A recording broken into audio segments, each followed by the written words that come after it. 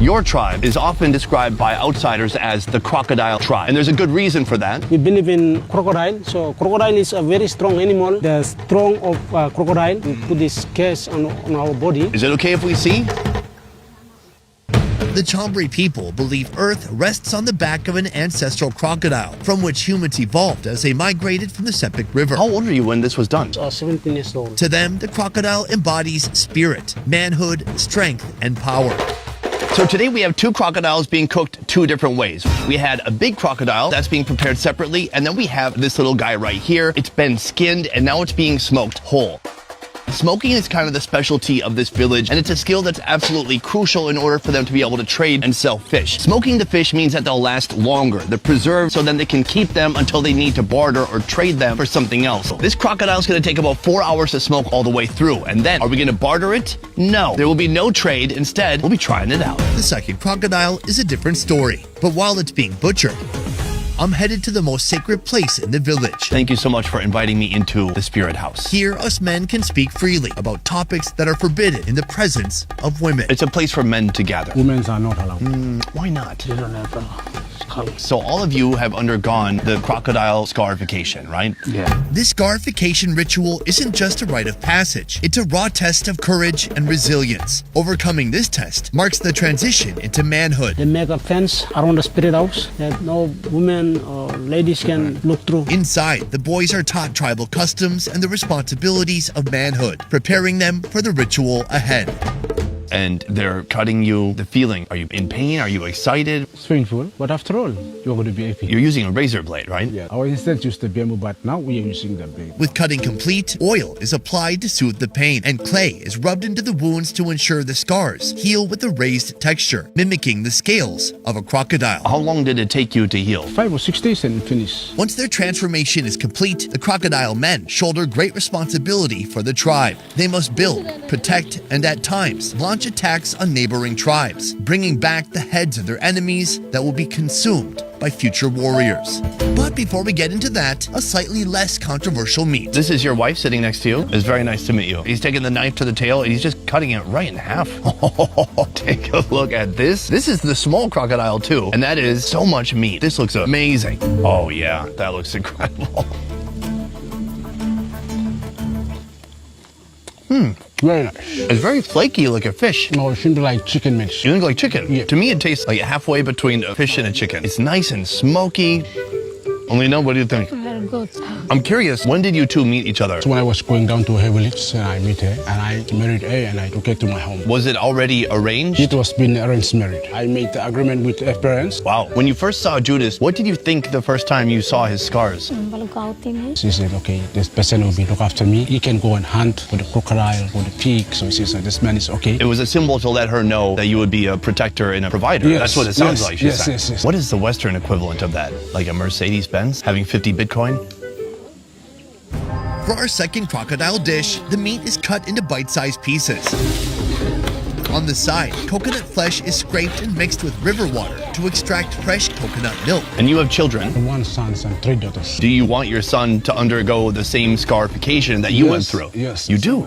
That coconut milk is poured into the pot with the crocodile meat, along with salt, MSG, curry powder, and some vegetables. My son also must follow my steps. He must go to the school, Go to school, come back, get a certification. be scarred, Yes. and then get married. Yeah. If your son continues to live in this village, what is the purpose of the education? We have a school here, primary school here. So you can come back and become a teacher, and then you can look after me and my wife. It's cooked down until most of the water evaporates, leaving behind a creamy, rich, succulent meal.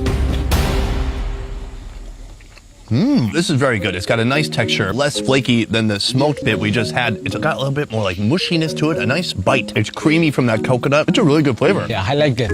When I hunt, then I hit the crocodile only once in a week. But if I didn't go to hunt, fish and sago from lunch, dinner and breakfast. Do you ever get sick of fish and sago? No, we don't have vegetables. This is our daily food. Okay. Soon, I'll get a chance to try the world's most dangerous bird, a bird known to have killed men nearby this village. I see me with 2 eyes. How did it happen? Kill them with the legs. Oh. Its leg is powerful, very powerful. Powerful.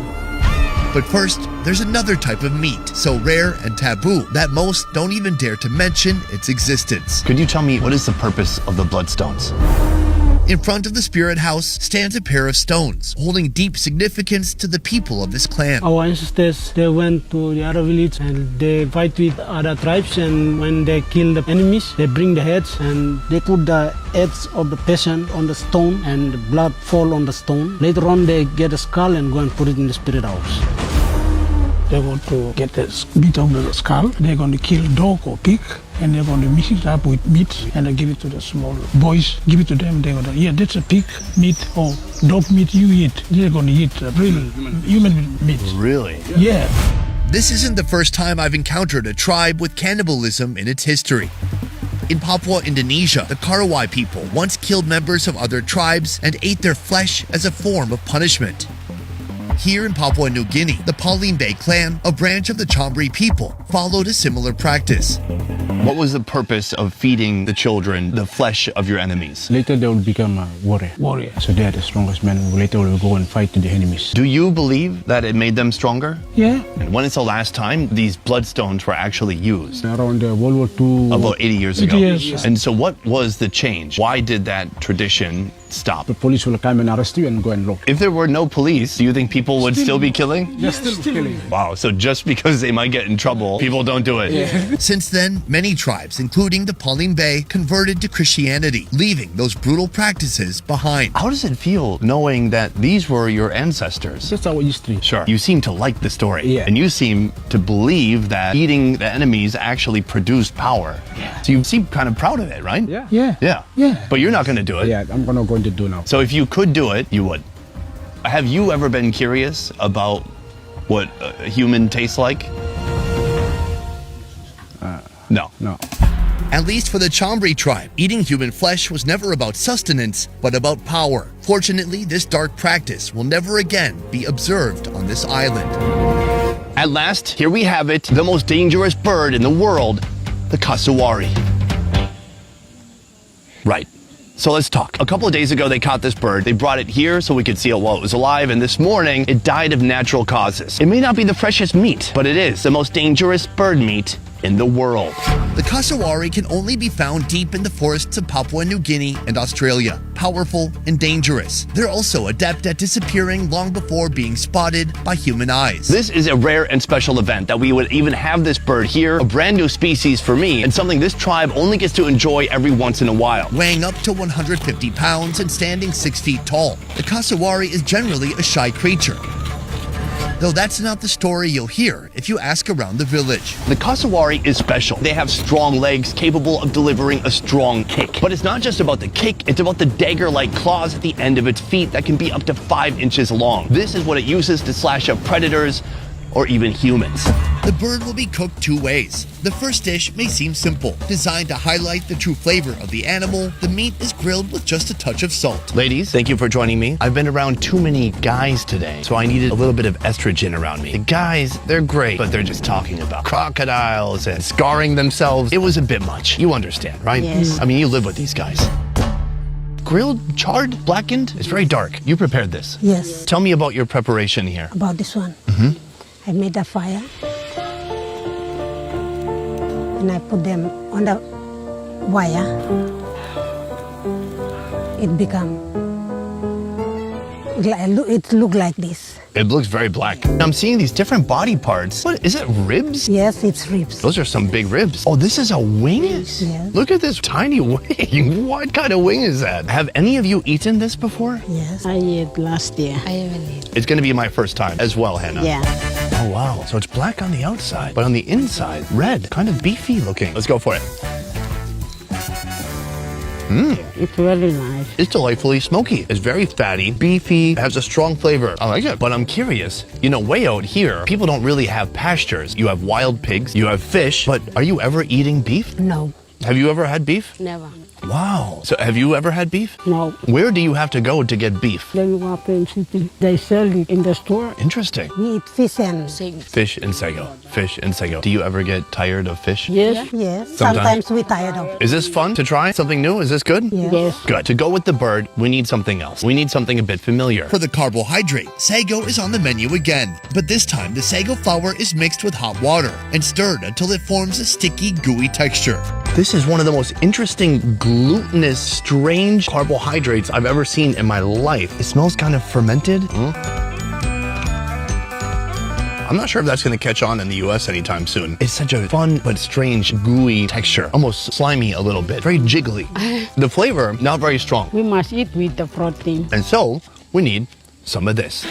Our second dish starts with homemade salt, created by first burning coconut husks, When we have no salt in our home, We use this one. traditional salt. then using the coconut tree fibers as a filter, water is poured over ashes, leaving the cinders behind but allowing a salty liquid to pass through. That tastes salty? Yes. Yes. A single pot receives meat from the most prized part of the bird, its massive legs, vegetables, and after cooking for some time, coconut milk joins the other ingredients. This is a local dish known as waswukia. Just moments ago, these were the drumsticks full of plump, juicy leg meat. Now that meat has been removed and put into here. This is eventually going to be turned into a tool, a knife that looks like this. A cassowary bone blade made out of the strongest bone in this bird's body. Now I know what you're thinking. What about those delicious bird feet? Well, my Vietnamese friends and wife will be very sad to know that this will be discarded. This will not be eaten. It looks delicious. It smells good. It smells a little smoky. Let's give it a shot. Did you try some already? Yes. Oh, I knew it. The greens are a little bit watery. Tastes a little bit like spinach. You like it, right? Yes. Yeah, I see that. Enjoy it, please. This time the meat is very soft, very tender, still beefy, but delicious. It tastes a little salty. Yes. It's not a very strong flavor, but it also does not taste like ash. It's a unique flavor. So between this and this, what do you like more? We like this one. Oh, you decided for everybody? Yes. Oh, that's nice. This one is dry. Wow. Who cooked that? I cook it.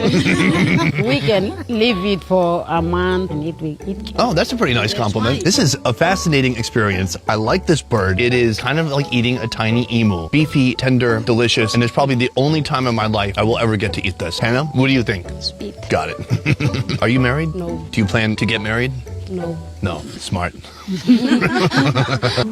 The question I want to ask is, coming out here, I can see life is very simple and there's a lot of limitations. People have to be really creative because problems arise, whether it's with the boat engine or not having the tool you need, not having salt, so you make your own salt.